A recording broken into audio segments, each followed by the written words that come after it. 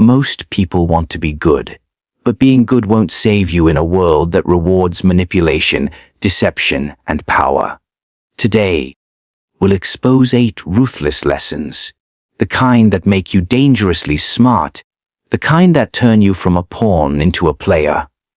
Never show all your cards. In every room you enter, someone is watching, not with admiration, but with calculation. They listen to how you speak, how you move, how easily you reveal yourself. And the moment they understand what drives you, what angers you, what pleases you, they own a piece of you. The world does not destroy the strongest, it destroys the most predictable. Predictability is the death of power. People think honesty is a virtue. But in the language of power, honesty is a confession. The one who reveals too much, too soon, gives others a map straight into his vulnerabilities. And once your map is in their hands, you can be conquered without a single sword raised against you. This is why the first law of power begins with concealment. Not of truth, but of intent. Machiavelli once observed that a prince should appear merciful, faithful, humane, sincere, and religious, but he must be ready to act in the opposite way when necessity demands it. Why? Because the image you project is a tool, not a mirror. A tool that distracts the world while you quietly move your pieces behind the curtain. The man who exposes his mind too freely is like a general who reveals his battle plans before the war begins. Watch how the powerful behave. They never speak in absolutes. They speak in riddles, in fragments, in controlled tones that leave you guessing. Their smiles hide questions, their silence hides judgment. The average person mistakes this for mystery, but it's calculation. To them, every word is a weapon, every silence a shield. You cannot manipulate what you cannot read. And that's precisely why they remain unreadable. When you show all your cards, you surrender control of the game. The opponent no longer needs to outthink you, they simply react to the information you've given them. In conversation, people reveal more than they realize. Their tone exposes their insecurity, their laughter their need for approval, their stories their ego. The intelligent observer learns to speak less and listen more, not because silence is polite, but because silence collects data. Every word others speak becomes ammunition. Every word you don't say becomes armor. The art of concealment isn't about deception for its own sake. It's about survival. Think of the fox and the lion. The lion's strength is visible. It roars to announce its dominance. The fox, on the other hand, moves silently, unseen until the moment it strikes. The lion's enemies prepare against it. The fox's enemies never see it coming. In this world, the lion may look powerful, but the fox endures longer. Most people give away their power not because they are weak, but because they crave validation. They want others to understand them, to sympathize, to approve. But approval is a trap. The moment you seek it, you begin shaping yourself to please others instead of controlling how they see you. The dangerously smart never chase validation. They create perception. They reveal fragments of themselves selectively, like an artist who shows only one corner of his painting, letting the world imagine the rest. When people can't read you, they fear you a little, and that fear is useful. It commands respect before words are spoken. They hesitate before crossing you because they can't calculate what you'll do next. Uncertainty becomes your shield. But when they can predict you, when they know your heart too well, they can use it against you. Play on your emotions, twist your values, manipulate your kindness. There's a reason the most powerful figures in history were often misunderstood. They were masters of ambiguity. They never let others see the full picture. They told half-truths, used silence as strategy, and hid their intentions behind gestures that looked harmless. Napoleon never revealed his long-term strategy even to his closest generals. He kept them loyal by keeping them uncertain. They followed because they trusted his genius, but also because they couldn't read his next move. That uncertainty gave him power. If you wish to be dangerously smart, learn this art. The art of withholding. Speak with precision, but never with finality. Let people believe they understand you, but never confirm it. Let them fill in the gaps of your silence with their own assumptions. Those assumptions will mislead them far better than any lie could. And when you are questioned, do not rush to explain yourself. Explanation weakens mystery. A strong mind doesn't justify, it observes. The more others question your silence, the more they reveal about themselves. They start exposing their fears, their guesses, their hidden motives, trying to decode what you're not saying. In that moment, you've already won, because they're playing your game without realizing it. The real genius of power is not in dominating others through aggression, but through control of information. In politics, in relationships, in business, information is currency, and mystery is the vault that guards it.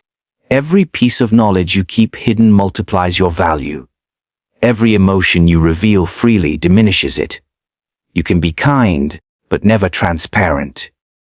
You can be truthful, but never predictable. Remember, the most dangerous player isn't the one who shouts his strategy, but the one who sits quietly at the table, smiling, while others reveal theirs. Because the one who knows but doesn't speak rules the ones who speak but don't know. People respect power, not keenness. The world teaches you to be kind, to forgive, to be understanding. But the truth hidden behind those sweet lies is this. People don't respect kindness, they exploit it. They smile at your goodness while taking advantage of your inability to say no. The moment you place kindness before strength, you hand your control to those who will use it against you. In this world, power commands attention, and kindness without power invites manipulation. Look around you. The people who are admired, followed, and obeyed aren't necessarily the kindest. They are the ones others fear to disappoint. Fear, not love, is what maintains order in human behavior. Kindness might make people like you, but power makes them listen. That's why every ruler, every leader, every person who has risen beyond the ordinary understood one timeless principle. Be kind only from a position of strength, never from weakness. Machiavelli understood this centuries ago when he wrote that it's better to be feared than loved. If you cannot be both. Love is fragile, it fades when it's no longer useful. Fear endures because it binds people to consequences. When people fear losing your approval, your respect, or your influence, they behave. But when they sense that your kindness has no limits, they test how far they can push you. They take, they demand, and they call you selfish when you finally refuse. The naive believe that goodness will protect them, but it doesn't. The world doesn't reward purity. It rewards power. Good people suffer not because they are wrong, but because they mistake gentleness for strength. They assume others will return their kindness with fairness. Yet history shows the opposite. The kind are often betrayed first, because betrayal requires access, and only the kind grant easy access. Observe the hierarchy of any group. A classroom, an office, a kingdom. The kind one becomes the helper, the fixer, the listener. Everyone likes them, but no one fears crossing them. And the one who holds power, who rarely bends, who demands respect through his actions, becomes the leader. It's not because they're cruel. It's because they project consequence. When you stand firm, when your kindness is conditional, people realize they can't use you as a tool for their convenience. Power is not cruelty. It's awareness of your value. It's understanding that your time, energy, and loyalty are currencies. And those who want them must earn them. A person who gives away these things freely loses their worth. When you give kindness without boundaries, it's no longer kindness. It's submission disguised as virtue. The dangerously smart person knows that kindness is most powerful when it's rare. When you choose moments to show it, it carries weight. In politics and war, generals use diplomacy the same way the wise use kindness, strategically. They show mercy when it strengthens their image, not when it weakens their position. A leader who forgives too easily encourages rebellion. A leader who forgives strategically builds loyalty. Kindness, like any weapon, loses power when overused. The moment people realize your forgiveness is guaranteed, your authority dissolves. Think about the people you've admired. Not the ones who always agreed with you, but the ones who challenged you.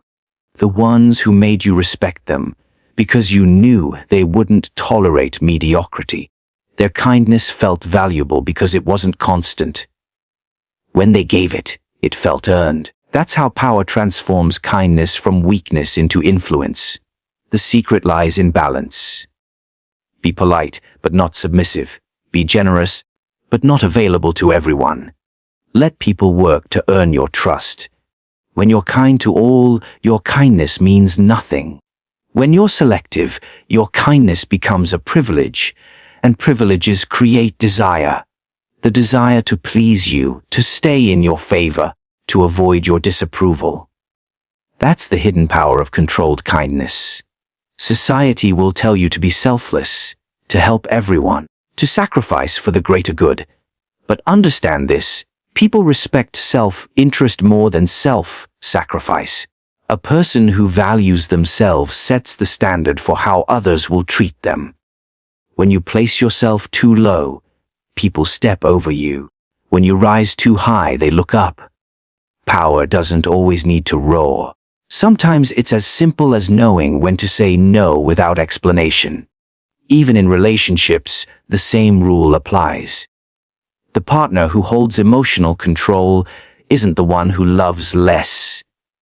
It's the one who demands respect through boundaries. Boundaries are invisible walls that separate kindness from weakness. They protect your dignity, your focus, and your peace. Without them, kindness becomes a slow surrender. There is a kind of cruelty in maintaining power, but it's a necessary cruelty. The refusal to be used. The refusal to let your empathy become a doorway for exploitation. The dangerously smart person learns this lesson through pain.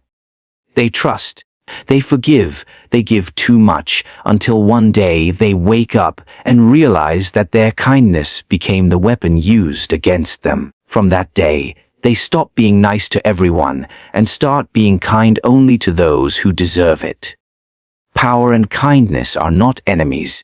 They are allies when used correctly. Power gives kindness meaning, and kindness gives power humanity. But never reverse their order. Never try to build power through kindness alone. Build power first, then let your kindness flow from it. Because people don't follow those they pity, they follow those they fear to lose. Control perception, not reality. The truth has never ruled the world. Perception has. Empires were built and destroyed not by what was true, but by what people believed to be true. The masses do not move according to facts, they move according to stories. Control the story, and you control the crowd. That is why the dangerously smart never waste time trying to fix reality. They shape how reality is seen. Because once perception is yours, truth becomes irrelevant. Throughout history, those who held power understood this principle better than anyone. They knew that if you can make people believe in your strength, you don't need to prove it. If they believe you are right, you don't need to justify it. The illusion of control becomes control itself. In politics, in business, in human relationships, people react not to the world as it is, but to the world as they think it is. And the ones who shape that thinking write the rules everyone else obeys. Machiavelli observed that appearances often matter more than reality. A ruler should appear merciful, honest, and faithful, but he must be ready to act otherwise when it serves his purpose. Why? Because people judge with their eyes, not with their minds. They see what you show them. They believe what you repeat enough times. They crave certainty, and the one who offers it, even through illusion, becomes their leader. You see this every day. The influencer with confidence becomes an authority, even without expertise. The company that controls its image thrives even if its product is average. The individual who manages how others perceive them often climbs higher than the one who depends on truth alone. It's not deception, it's strategy. Because truth by itself is powerless if no one believes it. The mistake most people make is assuming that honesty alone wins trust. But trust is not born from truth, it's born from perception of truth. You can be right and still lose if you can't make others see it your way. Meanwhile, a clever manipulator can be completely wrong and still win by crafting a stronger narrative. That's the cruel beauty of perception. It doesn't need proof, only belief. Control perception, and you'll find that people start defending your version of reality for you. They'll argue in your favor, protect your reputation, and spread your message, all while believing they're acting on their own. You've planted an idea so convincingly that they mistake it for their own thought. That's how the dangerously smart operate. They don't fight for control, they make others willingly hand it over. Think of how powerful silence and image can be. A composed man in chaos is perceived as wise, even if he's uncertain. A calm voice in conflict becomes authority, even if it lacks experience. People judge confidence, posture, tone, not content. This is why controlling perception begins with mastering yourself. If your emotions are scattered, others will read it and doubt you. But if your demeanor is controlled, people will assume you know something they don't. That assumption gives you leverage. In war, generals use this principle to manipulate enemies. They spread false information, stage fake retreats, plant rumors, not because lies are enjoyable, but because confusion weakens opponents more effectively than force. When you control what others believe, you no longer need to fight them directly. Their imagination becomes your weapon. The same applies in daily life. If people believe you are confident, they treat you as capable. If they believe you are irreplaceable, they treat you with respect. If they believe you are mysterious, they chase your approval. Reality becomes a reflection of the image you project. It's not about faking. It's about controlling the lens through which people view you. You decide what they see and what remains hidden. But controlling perception requires discipline.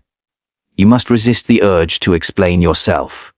The more you explain, the more power you lose. Explanation invites doubt.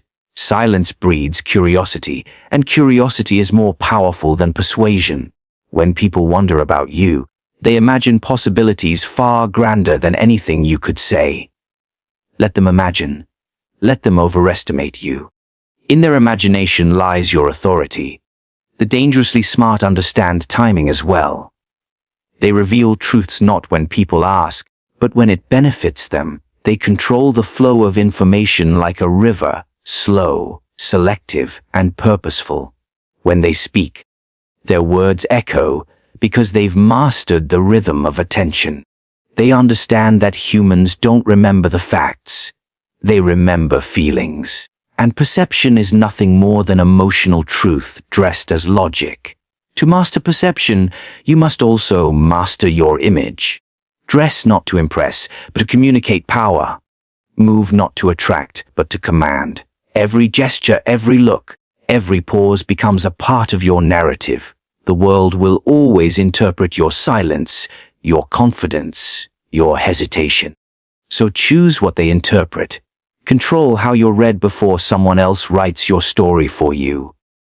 In the end, reality is what happens behind closed doors. Perception is what travels through every open one. The world doesn't see your struggle, your effort, your pain. It sees only what you present. So present it wisely. Control perception, and you no longer need to fight for recognition, validation, or understanding. People will see what you decide they see, and once they do, even the truth itself will bow to your version of it. Use silence to dominate conversations. Power doesn't always come from the words you speak. Often, it comes from the ones you don't. In a world where everyone is desperate to be heard, silence becomes a weapon. People mistake noise for strength, but the one who can remain silent while others rush to speak holds control over the entire exchange. Silence unnerves them. It exposes their insecurity. It forces them to reveal more than they intended. That's why the dangerously smart never rush to fill the quiet. They let it breathe. They let it work. When you speak, you give information. When you stay silent, you collect it. The person who can't handle silence shows you everything about their nature, their impatience, their guilt, their need for approval. They try to fill the void because the quiet exposes their mind. But the one who can sit comfortably in that void becomes the invisible authority. Their presence commands attention without effort, because people instinctively fear what they can't read. Silence makes you unreadable, and unreadable people are untouchable. In every conversation, there is a struggle for control. Who leads, who reacts, who listens? Most people talk because they want control. But in their eagerness to dominate, they end up surrendering it. The true master controls the tempo, not the volume. They know that silence creates pressure, and under pressure, others reveal themselves. The moment someone says something careless, just to break the tension, the balance of power shifts. The one who stays quiet wins, not by aggression, but by patience. Think of an interrogation. The best interrogators don't scream. They sit calmly, waiting, watching. The suspect speaks to escape the silence, desperate to justify, explain, confess. The silence becomes unbearable because it reflects their own mind back at them. The same happens in ordinary life. When you stay silent, people begin projecting their thoughts onto you. They assume, they imagine, they fill in the gaps. And their assumptions often betray them more than any direct question ever could. Silence doesn't just make you powerful in conflict. It makes you magnetic in conversation. When you speak less, every word you say carries more weight. People lean in to hear you. They start valuing your opinion because it's rare. Over-talkers drown in their own noise. Their words lose value because they give them away freely. But when you speak sparingly, people listen as if each sentence contains gold. Your silence turns speech into currency, and you control its price. The dangerously smart also use silence to test others. They listen not just to words, but to what's hidden beneath them. Tone, hesitation, contradictions. Most people reveal their true motives, not in what they say, but in how quickly they need to say it. The impatient ones expose themselves. The insecure ones overshare. The manipulative ones rush to justify. And all you need to do is wait. Let them talk long enough, and they'll hand you every secret you need. But silence is not passivity. It's control disguised as stillness. You use it to guide the direction of the discussion without ever appearing dominant. A pause after someone's statement can be more powerful than any argument. It makes them second. Guess what they said? Did they offend you? Did they reveal too much? Should they explain further? They start adjusting themselves to your silence, trying to earn your reaction. That's when you know you've taken command. Machiavelli would have called silence the most elegant form of manipulation. Invisible, undetectable, and devastatingly effective. Because silence makes others do the work for you. They interpret it according to their fears, their desires, their guilt. And while they scramble to fill the quiet, you're observing, learning, deciding your next move. Silence is not emptiness, it's preparation. Think about powerful figures, leaders, or negotiators. They never rush to respond. They pause. They let the other side wonder what's coming. That pause builds anticipation, and anticipation builds respect. Even when they eventually speak, the impact is multiplied by the tension their silence created. Every word feels deliberate, calculated, dangerous. Silence also protects you from emotional traps. When you're angry, silence stops you from saying what can't be unsaid. When you're nervous, it hides your uncertainty. When you're dealing with manipulators, it turns their tactics against them. The manipulator depends on your reaction. When you give none, their power dies. They don't know if they've won or lost, and that confusion eats at them. Your silence becomes a mirror that forces them to face themselves. In relationships, silence can do what arguments never could. It shows distance, not desperation. It demonstrates self-control, not surrender. When you pull away your words, you pull away your energy. People who took your presence for granted begin to notice your absence. They replay your silence in their minds, wondering what it means, feeling its weight more than any shouted word. The dangerously smart understand that silence is not just an act. It's a statement. It says, I'm not competing for your attention. I'm making you earn mine. And that unspoken message reshapes how people treat you. They begin to measure their words around you, to seek your approval before speaking, to feel your authority even when you say nothing. Every leader, every strategist, every manipulator who ever succeeded knew how to weaponize silence. It creates mystery, respect, and fear all at once. The loud crave attention, the silent command it. Because while words reveal your mind, silence reveals your mastery. Detach emotion from decision. The most dangerous enemy you will ever face is not the world around you. It's your own emotions. Anger, fear, love, pride. They make you act before you think, speak before you plan, and choose before you see clearly. Emotions are beautiful for art, for music, for love. But in the game of power, they are poison. The dangerously smart understand this. They don't let emotions steer their decisions. They let reason hold the wheel while emotion watches from the back seat.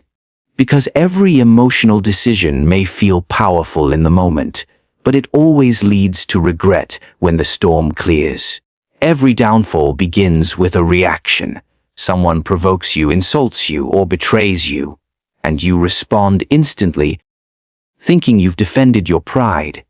But in truth, you've just handed them control. Whoever can make you angry controls you. Whoever can make you rush controls your next move. That's why the powerful stay calm even when they're bleeding inside. They play the long game. Their revenge, if it comes in silence and precision, not in outbursts. Because emotion makes you predictable, and predictability kills strategy. Machiavelli understood this better than most. He wrote that a ruler must learn how not to be good when necessity demands it. That doesn't mean being cruel. It means being rational when emotion tempts you to be sentimental. The ruler who forgives too easily loses respect. The ruler who punishes out of anger loses support. The ruler who calculates, who waits, who acts only when logic approves, that is the one who lasts. The same applies to you. Whether in business, friendship, or love, if you let feelings dictate your choices, you'll always play defense instead of strategy. Detachment doesn't mean you stop feeling. It means you feel deeply but act intelligently.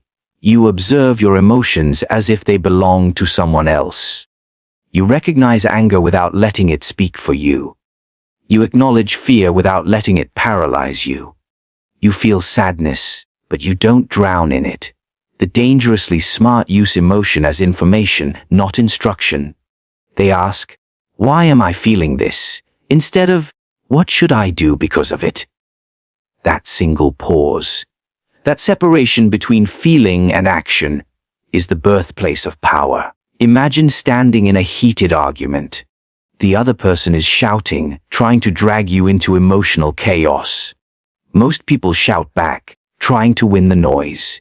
But the one who stays quiet, who watches, who listens, that one wins. Because anger clouds their opponent's mind, while silence sharpens theirs. They're not being passive, they're conserving energy. They're studying weaknesses, choosing the perfect moment to strike, not with volume, but with precision. In the war of emotions, control is the sharpest blade. Detach yourself, and you'll start seeing the world as it is, not as you wish it to be. You'll notice patterns in people's behavior. You'll see manipulation before it happens. You'll sense hidden motives behind kind smiles. Emotion blinds you to all of that. It makes you see people as you want them to be, not as they truly are. But when you detach, you become an observer of the game instead of a pawn inside it. Every great strategist in history mastered this art. Generals don't send their armies into battle out of hatred. They do it because the timing demands it. Business leaders who win don't make decisions based on excitement. They make them based on numbers, leverage, and positioning. Even in relationships, those who stay detached control the dynamic. Not because they love less, but because they understand that love without control becomes dependence.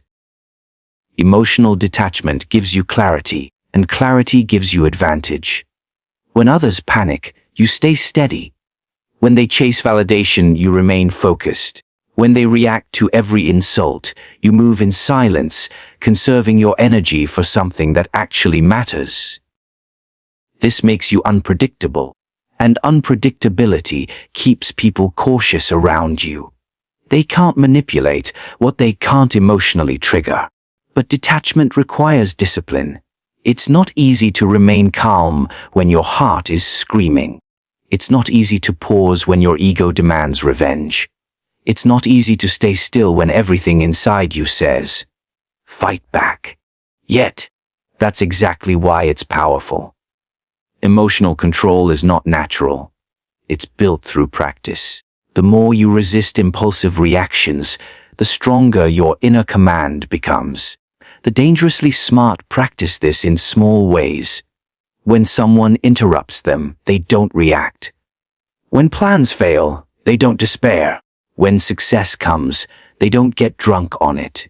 They stay centered, understanding that emotion is temporary, but decisions have long shadows. Each choice they make is weighed not by how it feels now, but by how it will look in the long run. Emotion-driven people burn bridges too soon or cling to them too long. They fall in love with illusions and fear truths that demand courage. They mistake passion for purpose and kindness for loyalty. Detachment liberates you from all that confusion. It lets you see people for what they do, not what they say. It lets you judge opportunities by their outcomes, not their promises. To detach emotionally is not to be heartless. It's to protect your heart from being used as a weapon against you. Because in this world, the calm mind always defeats the emotional one. The calm mind waits, watches, and strikes only when the outcome is certain. And the calm mind never loses control, because control is the foundation of all true power. Power lies in perception, not truth. Let me tell you something that most people will never understand until it's too late. Power is not about what is true. It's about what appears to be true. The world doesn't reward the one who holds the truth. It rewards the one who controls the perception of truth. You see, truth is silent, subtle, and often invisible. But perception, it screams. It spreads. It infects the minds of men like wildfire. If you can shape what others think is real, you can control what they do in reality. That is the heart of power. Throughout history, rulers didn't win through honesty. They won through mastery of illusion. Caesar didn't declare himself dictator overnight. He first created the illusion of necessity. He made people believe that without his leadership, Rome would crumble. By the time they realized the truth, the throne was already his. Napoleon crowned himself emperor not because the people demanded it, but because he made them believe he was destined for greatness. And the people followed, willingly enslaved by perception. Look around you today. The same game continues. Politicians, CEOs, influencers. None of them sell truth. They sell images.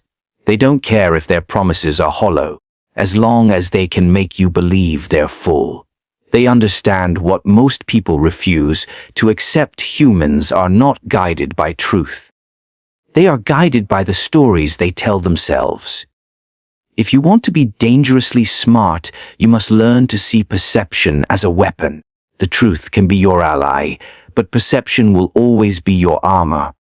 Understand that people don't follow reality. They follow confidence, charisma, and consistency. You could be wrong, but if you look certain, speak certain, and act certain, you will still command respect. This is why some of the most powerful people in history were not the wisest, but the boldest. They projected strength even in moments of fear. They appeared unshakable even when they were breaking inside. Their power came not from being invincible, but from appearing invincible. The world doesn't want your truth. It wants your certainty. But here's where most fail. They think perception is built through lies. It's not. Lies are weak. They collapse under pressure. Perception is built through narrative. It's about how you shape the meaning of your actions, not just your words. When you make a mistake, don't defend it. Reframe it. Don't let others define your failure. Define it yourself before they can. Call it a lesson, a test, a strategy. As long as you control the narrative, you control the perception. Think of it like a chessboard. The truth is the position of the pieces, but perception is the way your opponent sees the board. If you can make them believe you're setting a trap, even when you're not, they will play defensively. They'll hesitate. They'll waste moves. You win, not because you had better pieces, but because you controlled their vision. The greatest mistake intelligent people make is believing that truth alone will protect them. It won't. In fact, truth often isolates them. When you speak too much truth, you challenge people's comfort, and comfort is sacred to the weak. They will turn on you, not because you're wrong, but because you've shattered their illusion. You can't wake people who choose to dream, and so the wise learn to guide perception rather than fight it. Even your image, how you present yourself, is part of perception. The way you walk, the way you speak, the way you react under pressure. It all builds a psychological structure in the minds of others. If you appear calm in chaos, people assume you are in control. If you appear confident in uncertainty, people assume you know something they don't. Perception doesn't need to match truth. It just needs to feel real. Remember this: the moment people believe in your power becomes real. Because their actions begin to align with your will, they'll obey without question, trust without proof, follow without evidence. That's the invisible currency of influence, belief. And once it's yours, it's almost impossible to take away. So stop wasting energy trying to prove yourself to those who can't see beyond the surface. Instead, learn to master the surface. Craft your image, control your words, design your silence. Sometimes the most powerful statement is not what you say, but what you allow others to assume. Perception is a mirror. You decide what reflection others will see. Understand this deeply. Perception is not deceit. It's strategy. It's the ability to make truth digestible, to turn complexity into clarity, to lead without revealing every step. The weak chase truth as if it will free them. The wise bend perception, knowing that it will command others. That's the art of control. That's how you survive in a world ruled not by what is, but by what appears to be. Emotions are weapons. Learn to wield them, not be wounded by them. Powerful minds fall not because they lack intelligence, but because they fail to master the battlefield within, their emotions. Every empire that crumbled, every leader that fell, every genius undone by his own hand shares one fatal weakness: emotion turned against itself. The most dangerous people are not those who feel nothing, but those who know when to feel and how to use that feeling to shape outcomes. You've been told all your life to control your emotions, to suppress anger, to hide pain, to remain calm. But suppression isn't control. It's weakness disguised as restraint. The truly powerful don't bury emotion, they weaponize it. They know how to make anger burn as fuel, how to turn heartbreak into hunger, and how to transform fear into focus. They don't let emotions dictate their decisions. They direct their emotions to serve their ambition. Machiavelli understood this long before psychology gave it a name. He knew that men who are ruled by passion are predictable, and predictability is death in the pursuit of power. The person who reacts loses. The person who observes controls. When you are calm while others are enraged, you hold an advantage they can't even see. When they're blinded by fury, you're already 10 moves ahead, plotting how to make their chaos serve your purpose. But here's the truth most won't tell you. Emotions are not the enemy. They are energy. The problem is not that you feel too much. It's that you've never learned to direct what you feel. Anger, when guided, becomes determination. Pain, when understood, becomes insight. Fear, when faced, becomes precision. Every emotion carries power. You simply must decide who commands it, you or the world. Think of your emotions like soldiers on a battlefield. If you let them run wild, they'll destroy you from within. But if you command them, they'll fight for you. The art lies in knowing when to unleash rage to intimidate, when to show compassion to disarm, when to appear indifferent to unsettle. Emotion, when displayed strategically, becomes a signal, a tool to influence perception, to manipulate outcomes, to bend others to your rhythm. The most dangerous leaders in history didn't suppress emotion. They performed it. They knew that emotion, projected at the right moment, could move nations. A tear in public could humanize a tyrant. A controlled outburst could silence a room. People don't follow logic, they follow feeling. If you can control emotion, both yours and theirs, you can control direction. But emotion, uncontrolled, is the most efficient destroyer of potential. One moment of pride can erase years of progress. One fit of rage can end alliances. One act of desperation can expose your weaknesses to those waiting to strike.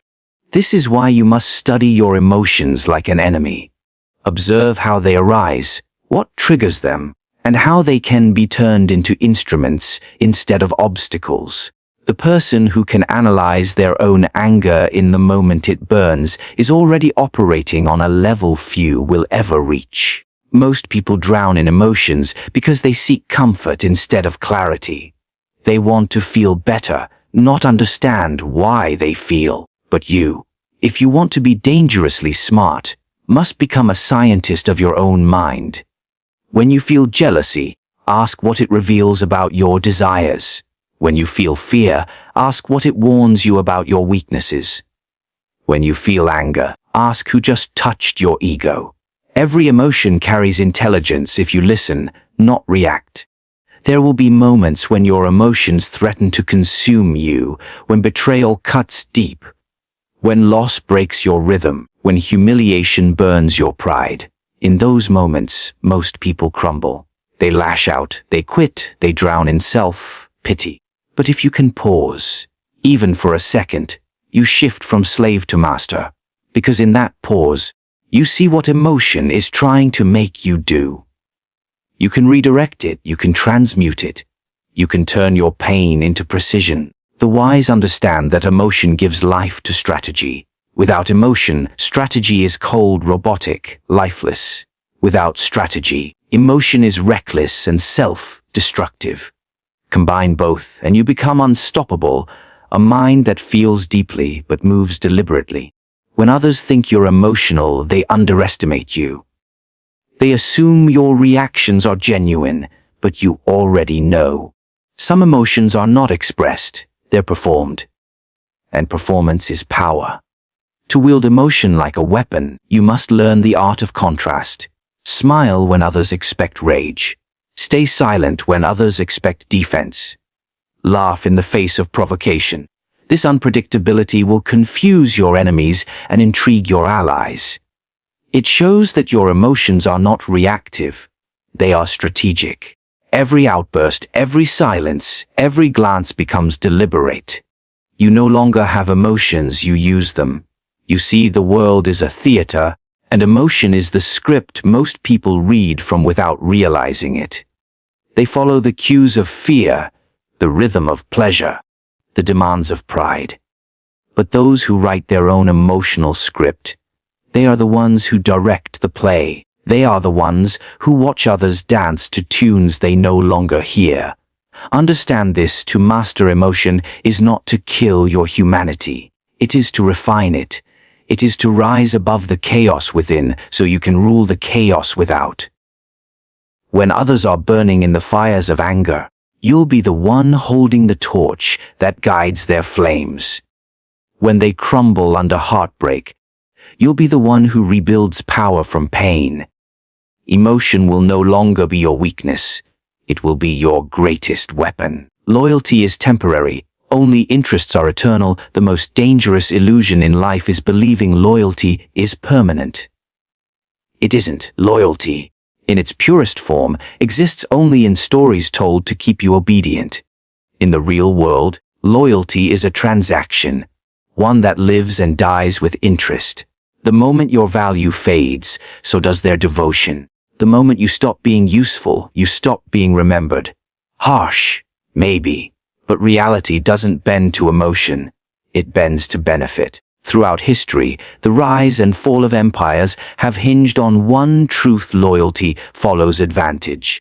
Kings were betrayed by their closest guards, generals by their soldiers, friends by friends. All for one reason. The loyalty they believed they owned was merely borrowed, rented through power, gold, or opportunity. The second that balance shifted, those same hands that once saluted them reached for daggers. Machiavelli warned that it is better to be feared than loved, because love is tied to obligation, but fear binds through consequence. Fear doesn't need constant feeding, loyalty does. Love must be maintained, fear maintains itself. When people claim loyalty to you, what they truly mean is, as long as you benefit me, I'll stand by you. That's not betrayal. That's nature. And once you understand that, you stop being surprised by the way the world operates.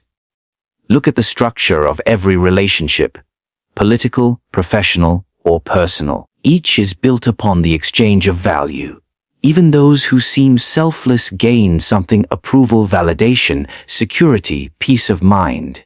The wise see this not as cynicism, but as design.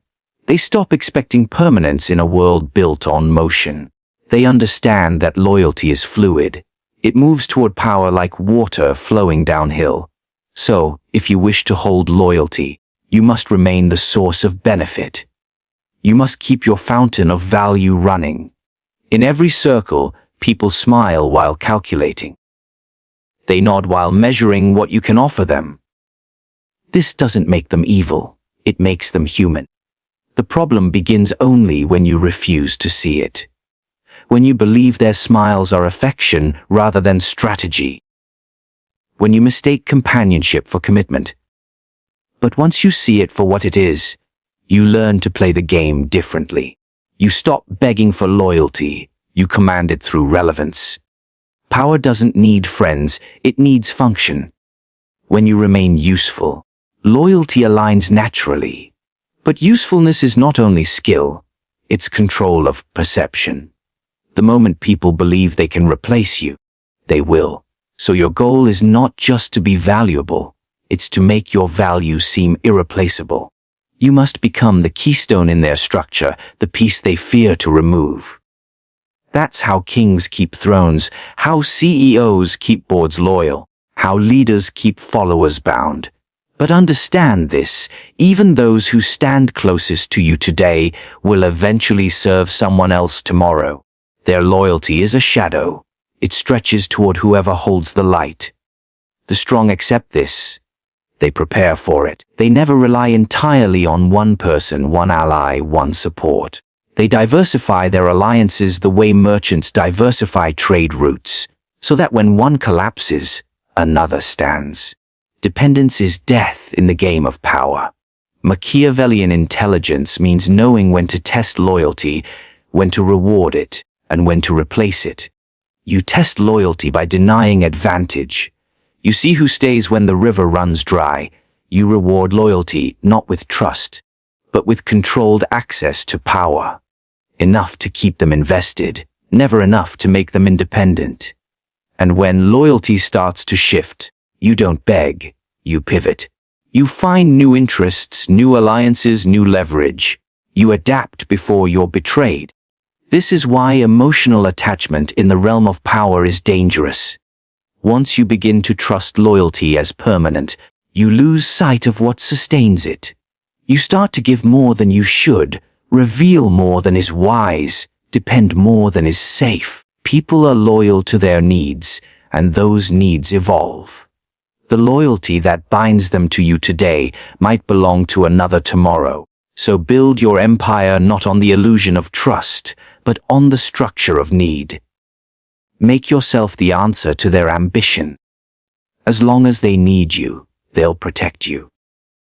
The moment they don't, they'll forget you. True power is not about inspiring loyalty, it's about engineering it. It's about creating systems where others' interests align with your survival.